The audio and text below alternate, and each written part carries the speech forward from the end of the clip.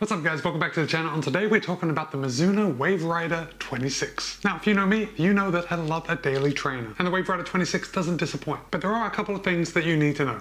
Let's get into it. First of all, the Wave Rider 26 will cost you $140 or $139.95 from Roadrunner Sports. Oh, and full disclosure, Mizuno was good enough to send me this shoe for the purpose of review. However, they're not paying me and they're not going to get to see this video before you do. Now, the Wave Rider 26 is a daily trainer. It's a neutral daily trainer, and clearly it is a road shoe. But as far as it being a neutral shoe, I would class it more on the stable end of neutral. And we'll get more into those attributes in just a second. Now, as far as weight goes, daily trainers are not generally super light. Now, as far as weight goes, Mizuno claims that a US men's size 9 tips the scale at 10 ounces or 283 grams. However, in my size, a US men's size 13, it tips the scale at 12.6 ounces or 356 grams. But I don't want you to switch off just because the shoe is a tad heavy. There are a lot more heavier shoes out there that don't perform as well as this one. We do have 38.5 millimeters of stack in the heel, 26.5 in the forefoot for a 12 millimeter drop. Now, I know some of you are thinking, Matt, that's a big drop. But guys, the Wave Rider 26 is one of Mizuno's most popular shoes. We also have to look at one of Brooks' most popular shoes, the Ghost. And the Ghost is also a 12 millimeter drop. Having a drop of 12 millimeters serves a huge segment of the running population, and it works for me in a lot of instances. But we'll get into that in the ride section. Okay, let's start at the top. Let's work our way down. The Wave Rider 26 is a remarkably well-made shoe. It just feels very put together. As you would expect from a daily trainer, we have a fairly thick heel collar, which just gives a lot of support when you put your foot in. And of course, a daily trainer is supposed to be used daily. And because of that, you're probably going to be wearing it more than some of your other shoes. And that's the reason for a little more padding in the heel collar on daily trainers. However, I think Mizuno is doing something right here. They have plenty of padding, but it's not over the top. And it ties in nicely with their rigid heel counter. It's probably one of the firmest heel counters that I've ever come across. There's a reason for this. It locks the heel in nicely. I didn't experience any heel slip. And you guys can't see this on camera, but if I'm pushing like this on the side of the shoe, and of course this is on both sides of the shoe, I can feel this heel counter coming quite a bit forward. And this is one of those things that makes the shoe just a little more stable in its ride. When your foot goes in to the Wave Rider 26, it is firmly locked into place. The upper is a fairly stretchy jacquard mesh, and it's made of recycled material. Although sometimes when I hear stuff is made of recycled materials, I don't expect much from it. But the jacquard mesh on the Wave Rider 26 actually feels very nice. It's nice and soft, it's pliable, and arguably most importantly, I think it looks pretty good too. The tongue is gusseted, and like most of the daily trainers that I review here on this channel, the tongue is medium in thickness, just the right amount of thickness to stop the laces from biting into the top of your foot and just contributes to the all-around comfortable lockdown. I don't really have too much to say about the laces other than they work. They get a good lockdown across my midfoot, but they are just a little long. And I've run into this with other Mizuno shoes. The laces are they're just very long. Does this seem long to you on camera? It's pretty long. I found myself triple knotting these shoes just to use up some of the laces. Now you can see it on camera, but we have a lot of little overlays. They're very small, and they're not just there for aesthetic purposes. They actually give the upper a little bit of rigidity, which is what helps the mesh kind of stand up a little, so it gives your foot a good feeling of support when your foot's in the shoe. Mizuno is using their Energy foam throughout, which is a really good foam. I do like it. However, I do have to point out that you don't want to judge this foam by your first run in the shoe, and we'll get to that in just a second. But we have a full slab of Mizuno foam. We also have the Wave Plate. Now the Wave Plate is a Castor Beam bio-based plate that runs from midfoot or very late in the forefoot all the way back to the heel. We get a good visual of it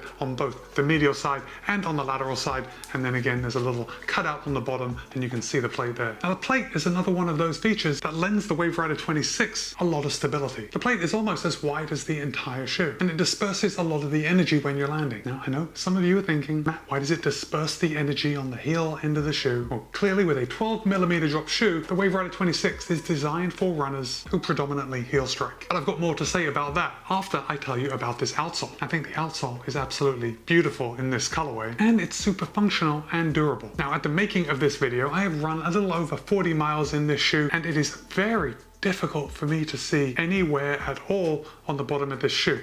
Even on my lateral outside edge, where I typically strike when I'm running easier, I really don't see any wear at all, which is pretty impressive. So just from that, the Wave Rider 26 is going to be a shoe that you have for a long time. It will last, I would say, for as long as you want to wear it. Now, there are a few differences with the outsole from the Wave Rider 25. We can see that we don't have any forefoot flex grooves. Instead, we've got kind of one piece of X10 outsole rubber with little cutouts, I imagine, just to eliminate a little bit of weight. But the elimination of those forefoot flex grooves doesn't mean that the forefoot is not flexible. In fact, you can see when I bend it up like this, the forefoot is pretty flexible. And of course, the wave plate comes to about here. So from here forward, we have no plate, so it's obviously going to be quite flexible. And there is a noticeable rolling motion as you land and push through your gait cycle. So let's talk about ride. And generally, a shoe like this is going to be used for easy runs, recovery runs, long runs, and mostly that is what I've been using it for. I have picked up the pace, I have done intervals in this, and I have done a tempo run, but you know this as well as me, there are a lot better shoes out there for those kind of runs. This is the shoe that you drop the volume into. This is the shoe that you take out every day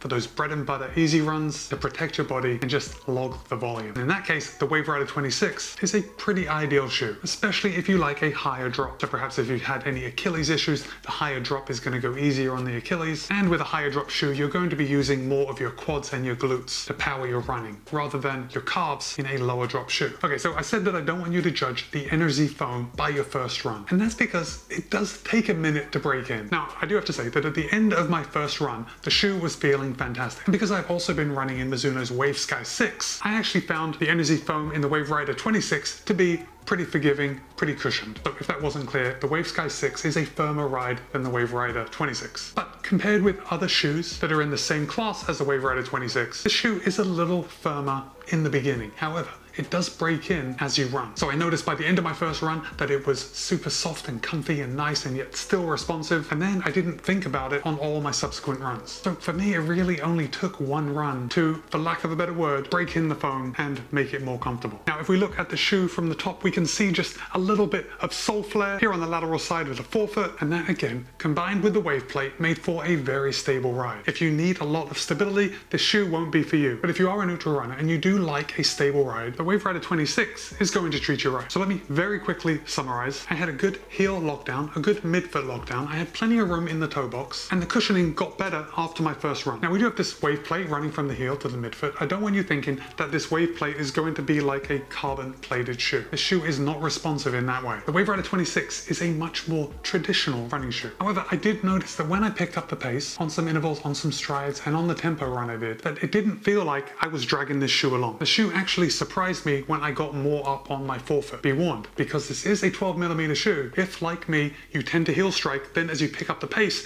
you tend to strike more midfoot, forefoot. When you're running in a high drop shoe, it can sometimes feel a little challenging to run faster because you start to move that landing zone forward. Sometimes it leads to the heel just grazing the ground. But I was actually pleasantly surprised with the responsiveness of this shoe. Ultimately, I think that everyone needs to have a daily trainer in their rotation. Arguably, I think it is the most important shoe. It's the shoe that we put the most miles in. We want something that's comfortable. We want something that's going to stand up to a lot of use. I think this is a direct competitor to the Brooks Ghost or the Gel Nimbus 24. And if you are already a fan of Mizuno or you're already a fan of the Wave Rider series, this is a no-brainer. Oh, and this X10 outsole rubber, it is kind of luggy. It's not a trail shoe. We're not talking big lugs, but if you look closely, they are actual lugs. And in my experience of running on wet roads, the grip was pretty phenomenal. When I am running on wet roads, I do try and scuff my feet to kind of see if the shoe will slide. I didn't have any slide in this, but also because of these lugs, the shoe is going to be a good all-rounder if you're running on very light, easy trails. I'm talking neighborhood trails that are made of shell or wood chips or something like that. So clearly it's not a trail shoe, but it is a shoe that you can do most of your runs in and on most of the surfaces that you find around your house, unless you live in the mountains. Alright guys, I want to know from you. I want to know if the Mizuno Wave Rider 26 sounds good to you,